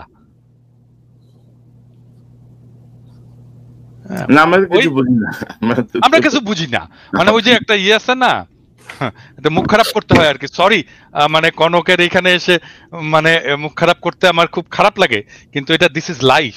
হ্যাঁ, দিস ইজ লাইফ। ওইটা ওই ছোটবেলায় আমাদের ইয়ে, আমাদের মেডিকেল কলেজে আমাদের ডোমদের ইয়ে ছিল, যারা লাশ কাটতো আর কি, লাশ কাটতে আমাদের হেল্প করতো। হ্যাঁ, ডেড বডি তারা প্রিজার্ভ করতো, পোস্টমর্টেমেও তারা হেল্প করতো, আর ডেড বডি কাটতেও খুব এক্সপার্ট, ভেরি এক্সপার্ট তারা। তো ওই রকম পচা টচা লাশটা আসতো সারাক্ষণ, এর গন্ধ টন্ধ তো বিভৎস গন্ধ। তো ওরা সারাক্ষণ টাল হয়ে থাকতো, মাল খেয়ে টাল হয়ে থাকতো আর কি। হ্যাঁ, তো ওর একজনের, এবং তারা খুব দার্শনিক কথা বলতো মাঝে মাঝে। হ্যাঁ, এত দার্শনিক কথা বলতো না, এগুলো যারা শোনেনি তারা ওই লাইফের ওই ফিলোসফি গুলো জানে না আর কি। তো বড় লোক এবং গরিব, এদের মধ্যে যে তফাৎ, এইটা সে কিভাবে এক্সপ্রেস করতো সেই ডোম আমাদেরকে। হ্যাঁ, তো সরি ফর মাই ল্যাঙ্গুয়েজ, আর এখানে মিউট করা যাবে না, বাট আমি তারপরেও এটাকে বলতে বাধ্য হচ্ছি, কারণ this is philosophy, this is life. সে বলতো যে ভাই, আমরা শাক খাই, পেতনি লাগাই, আর ভূত হয়, আর উনারা সোনা খায়, পরি লাগায়, আর মাল হয়।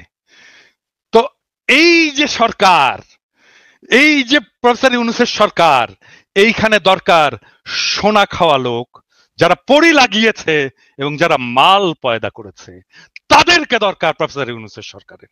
আর আমরা, আমাদের বাপেরা শাক খেয়েছে, পেতনি লাগিয়েছে, আমরা ভূত হয়েছি। আমাদের কি? আমাদের এটা রাষ্ট্র? এটা আমাদের রাষ্ট্র না, এই রাষ্ট্র ওদেরকে, ওদের যারা সোনা খায়, পরি লাগায়, আর মাল হয়। আমাদের মতো পেতনি চোদার রাষ্ট্র এটা না। তো এটা গরিবের রাষ্ট্র তো না, এটা খুবই দরিদ্রের রাষ্ট্র না, এটা গণমানুষের রাষ্ট্র না, এটা এলিটের রাষ্ট্র। এই এলিটের রাষ্ট্র ভেঙে দেব, এবং এটাই আমার লক্ষ্য।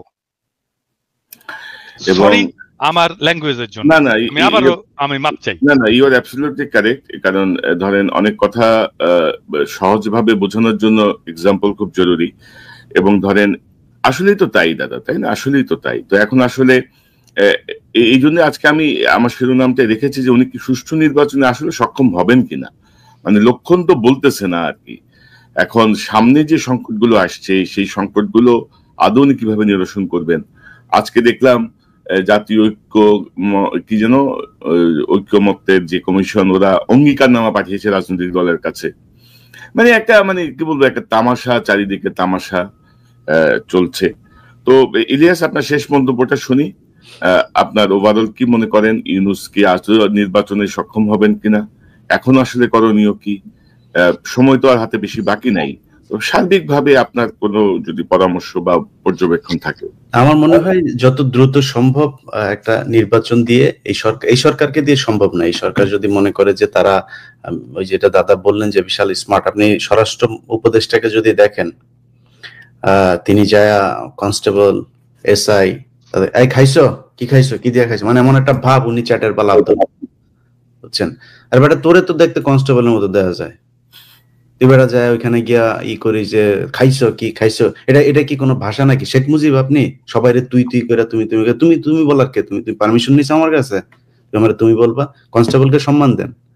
এগুলি করে এই বন্যা টন্যা সবই তো মানে এদের জীবনে কোনোদিন এক কলম। আপনি উপদেষ্টা যতগুলো আছে, আসিফ নজরুল নিয়ে আমরা সমালোচনা করি, আসিফ নজরুল তাও বলেছে ভিতরে ভিতরে ডিজিএফআই এর হোক আর যাই হোক, তারপরে সে বলেছে। এর বাইরে আমাদের দেখান তো যে এই স্টুডেন্ট 2-3 জন ছিল, এর বাইরে কারোর জীবনে কোনোদিন একটা কথা লিখেছে এই ফ্যাসিবাদ নিয়ে?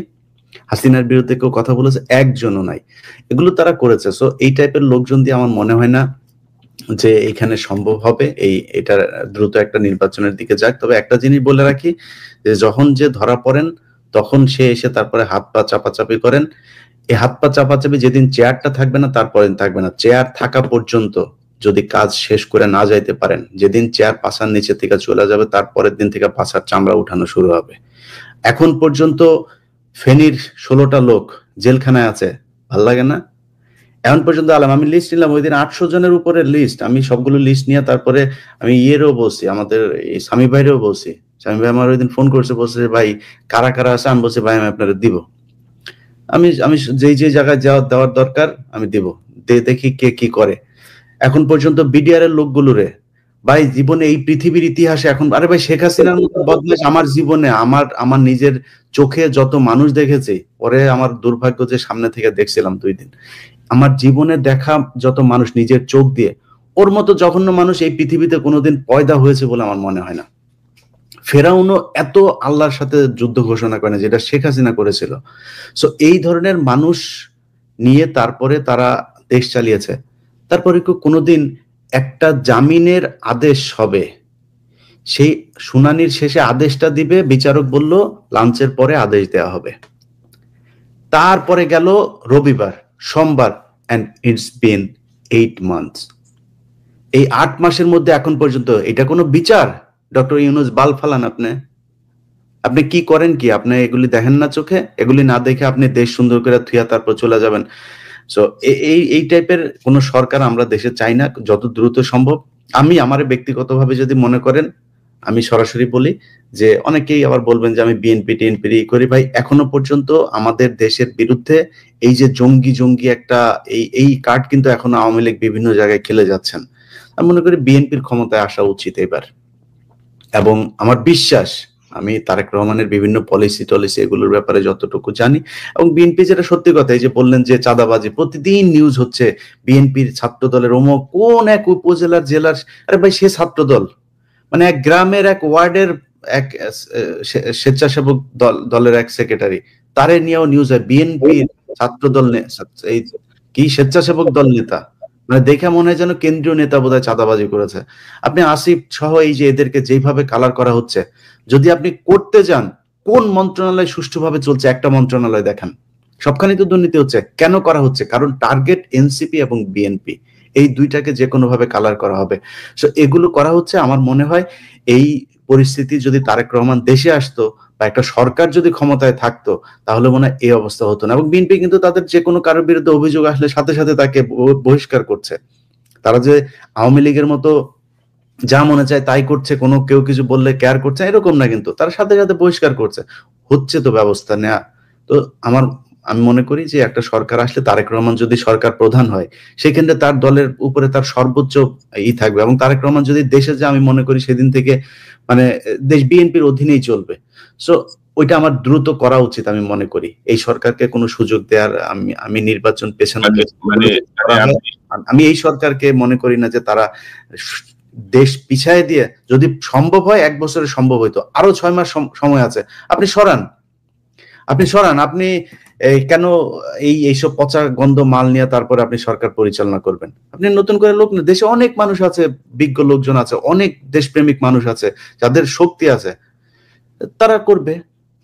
না করে যদি এইভাবে করতে চায় আমার মনে হয় এটাকে আমি আমার জায়গা থেকে কখনোই সাপোর্ট করি না, করব না। এইভাবে দেশ চলতে পারে না। একটু দাদা একটু আগে যে মুখ খারাপ করে কথাবার্তা বললেন না ভাই, শরীরের রক্ত গরম হয়ে যায় আসলে এদেরকে নিয়ে কথা বলে। এই জন্য এতগুলো মানুষ, ওগুলি তো চোখে ভাসে এখনো। আপনার মনে নাই কনক ভাই, আমরা ঘুমাই নাই রাত, সেই গভীর রাতে দুইজন দাঁড়িয়ে দাঁড়িয়ে কি হবে কি হচ্ছে কি। আরে ভাই মানুষগুলি মারা যাচ্ছে চোখের সামনে। যখন এই যে করলো লাইট গুলো সব ইন্টারনেট বন্ধ করে যখন ছবিগুলো আসতে থাকলো, ভাই খুব খারাপ। এগুলো এখনো মানসিক ভাবে দেয়। আপনি এইরকম একটা দেশের রক্তের বিনিময়ে আসা স্বাধীনতাকে আপনি এইভাবে ধ্বংস করে দিবেন, এটা কোন ধরনের সুশীলতা রে ভাই? আপনি ক্ষমতা এসে সাথে সাথে প্রথমে আপনি মতিউর রহমানরে নিয়ে আপনি ইন্টারভিউ দিলেন, এগুলো আমরা দেখেছি। সো দেখছি অনেক কিছু, এগুলো যখন কিছু করার ক্ষমতা থাকবে না আপনাদের, তখন কিন্তু হাতে পায়ে ধরে লাভ হবে না, তখন কিন্তু সব টিরে ন্যাংটা করা হবে। সময় থাকতে সাবধান হন, দেশটা সঠিক পথে নিয়ে যান। জি দাদা, আপনার সর্বশেষ পর্যবেক্ষণ, মতামত, পরামর্শ। না, আমি ইলিয়াসের মতের সাথে একমত যে আমাদের দ্রুত নির্বাচনের দিকে অগ্রসর হওয়া উচিত এবং নির্বাচন শেষ করে আমাদের স্ট্যাবিলিটি নিয়ে আসা উচিত দেশে। এটাই আমাদের প্রাইমারি লক্ষ্য হওয়া উচিত। এবং বিএনপি যেহেতু অঙ্গীকার করছে তারা একটা জাতীয় সরকার করবে, আমার বিশ্বাস যে তারা একটা অল ইনক্লুসিভ সবাইকে নিয়ে একটা জাতীয় সরকার করবে এবং সবার কথা মাথায় রেখেই দেশটাকে চালাবে, সবাইকে নিয়েই। যদি সেটা চালায় ওয়েল অ্যান্ড গুড। অবশ্যই নির্বাচনটাকে আরো অনেক সময় আছে, কারণ আমি আর একটা কনসার্নের কথা বলেছি, সেটা হচ্ছে যে এখনো 63% মানুষ ঠিক করেনি কাকে ভোট দেবে। সো এই 63% মানুষের ঠিক করার উপরেই নির্ভর করবে আগামীর রাজনীতি কি হবে, আগামী রাজনীতি কি হিসেবে নির্বাচিত হবে। কোন ফ্রন্ট যদি তৈরি হয়, গড়ে ওঠে, রাজনৈতিক ভয়েস যদি দেয় 63% মানুষকে, প্রবাবলি তাহলে এই 63% মানুষের সমর্থিত দলগুলোই বা ফ্রন্টই রাজনৈতিক ক্ষমতায় যাবে। দেখা যাক কি হয় সামনের দিনগুলোতে। আরো অনেক হয়তো আমি একটু অ্যাড করি যে আপনি নির্বাচন, ইলিয়াস নির্বাচনে চাচ্ছেন, আপনিও নির্বাচনের কথা বলছেন, আমিও নির্বাচন চাই, যত দ্রুত সম্ভব নির্বাচন হোক। কিন্তু এই যে সক্ষম হবেন কিনা ডক্টর ইউনূস, এই সক্ষমতার জন্য কি করণীয়? এই যে আগামী যে 6 মাস আছে, এই সময় 6 মাসে আসলে পিন পয়েন্ট কি করণীয়? সক্ষমতা অর্জনের জন্য তো আপনি অক্ষম উপদেষ্টাদের দেওয়া সম্ভব না, তাহলে আপনার রিসাফল করতে হবে, না হলে নির্বাচন দিয়ে দিতে হবে। প্রশাসন তো এখন বিএনপির দখলেই আছে। সো আমার মনে হয় অসম্ভব কিছু না। কি হবে, হয় বিএনপি আসবে, নাহলে জামাত এনসিপি আসবে, সমস্যা কি? প্রশাসন বিএনপির দখলে থাকলে তো সেটা নিরপেক্ষ নির্বাচন হলো না, ভাই। বিএনপি, আমি তো সেটাই বললাম যে আপনাকে তো বিএনপির হাতেই দিতে হবে বা জামাতের হাতে দিতে হবে। কারণ বিএনপি যদি ক্ষমতায় আসলে আমি ওইটাই ওই কথাটা বোধহয় ওই সময় শেষ করে নিয়েছি। আমি চাই এবার আসুক জামাত ইসলাম, তাদের সাংগঠনিক ভাবে আরো বেশি সমৃদ্ধ হোক, তাদের মানুষের কথা আরো বলুক। এবং আমার মনে হয় এই 5 বছরে বিএনপি যত ভুল করবে ততটা জামাতমুখী হবে মানুষ। সো 5 বছর পরে জামাত আসুক। এখন যেহেতু হাসিনা যাওয়ার পরই আমার ব্যক্তিগত মতামত যদি জিজ্ঞেস করেন, আমি মনে করি কোন ইসলামী দলের এখন এই মুহূর্তে ক্ষমতায় আসা ঠিক না, যাদের নামের সাথে ইসলাম আছে। এবং আমি মনে করি ভাই, আমি অত বিশাল ইমান আমার শক্ত না, তো এই কারণে বললাম। এটা আবার নিয়ে অনেকে অনেক কথাবার্তা বলবেন, বাট বিএনপিরই আসা উচিত। তারেক রহমানকে এই সুযোগটুকু দেওয়া উচিত। এখনো খালেদা জিয়া তার মতামত রাখার মতো ওইটুক সক্ষমতা তার শারীরিক ভাবে আছে, আল্লাহ তাকে আরো অনেক সুস্থ করে দিক। আমার মনে হয় বেটার হবে। এখন বিএনপির যেগুলো দেখা হচ্ছে, এত আচ্ছা ভাই একটা জিনিস বলি, ধরেন আগে ইজারা নেওয়া হইতো একটা গরুর হাটের, মানে আগে নেওয়া হইতো না, সেটা কে নিত? মানে সেটা কি মানে সাধারণ মানুষ নিত নাকি আওয়ামী লীগের লোকই তো নিত? এখন সমস্যাটা হচ্ছে আপনার তো কোনো সরকার নাই, কোনো প্রশাসন নাই, নিয়ম নাই, শৃঙ্খলা নাই, বিএনপির 3 গ্রুপ যা ঠেলাঠেলি করছে। এখন হঠাৎ করে আসে চাঁদাবাজি হয় নাই কবে? মানে এই যে ট্রাক আসে ঢাকায়, কোনোদিন কি একদিনের জন্য কি বন্ধ ছিল আপনি বলেন তো? এখনো হয়। আমি এটার সমর্থনে কথা বলছি না, কিন্তু হয়তো হতো। 5 আগস্টের পরে কয়েকদিন বন্ধ ছিল। ওইটা তো অন্য জিনিস, ওই সময় তো কিছুই ছিল না। ওই সময় জনগণের হাতেই দেশ ছিল, যে কারণে বন্ধ ছিল। কিন্তু জনগণের হাতে ছাড়া কোনো সরকার প্রশাসকের হাতে যখন দেশ ছিল, কখনোই এটা বন্ধ রাখা যায়নি। হয়তো মিলিটারি কিছু সময় 1/11 কিছু সময়টাতেই ছিল, কিছু ভালো সময় ছিল। যাক এটাই আর কি। তো চাঁদাবাজি এই দেশে ছিল, বন্ধ হওয়া উচিত। যেভাবে এখন বলা হয় দেশটা এত পরিমাণে একদম নতুন করে মনে হচ্ছে বিভিন্ন খাতে চাঁদাবাজি শুরু হয়েছে, এই পরিস্থিতি হয়নি। কিছু কিছু জায়গায় আমার তারেক রহমান ক্ষমতায় গেলে আরো ভালো হবে পরিস্থিতি। ইলিয়াস, এখানে আরেকটা প্রশ্ন খুবই গুরুত্বপূর্ণ, যেটা আপনি বলছিলেন যে বিএনপি সাথে সাথে বহিষ্কার করছে, কিন্তু আপনি যদি দেখেন যে এ পর্যন্ত কঠোর কোনো পদক্ষেপ কি নেওয়া হয়েছে সরকারের পক্ষ থেকে? জেলে পাঠাবে না, জেলে নিবে সরকার, বিএনপি পাঠাবে না। ম্যাজিস্ট্রেসি পাওয়ার নিয়ে সেনাবাহিনী মাঠে আছে, তাদের ভূমিকা কি? তো তারেক রহমান যদি কোনো চাঁদাবাজের জন্য ফোন করে বলে ভাই আমার এটা ছেড়ে দেন, এই যদি বলে আমাদের কাছে ভয়েস রেকর্ড দিয়ে দেন, আমরা দেখি। না কনক, মানে বিএনপি তো থানা দখল করছে না, এরকম দুই একটা ঘটনা ঘটছে না, দুই একটা ঘটনা ঘটছে। এটা একেবারে রিমোট এরিয়া, ধরেন লোকাল মানুষ যে থানা ঘেরাও করে নিয়ে আসে। থানা দখল না, থানা দখলের থানার চাইতে 10 মাইল দূরে যদি বিএনপির লোকজন কোনো চাঁদাবাজের পক্ষে ডাইরেক্ট গুলি করেন, আমরা ওটার পক্ষে থাকবো ভাই। কেউ আমরা এটার পক্ষে বিপক্ষে যাবো না, তো আমরা পুলিশের পাশে থাকবো। করেন না, সমস্যা কি? চাঁদাবাজি কে সমর্থন করে?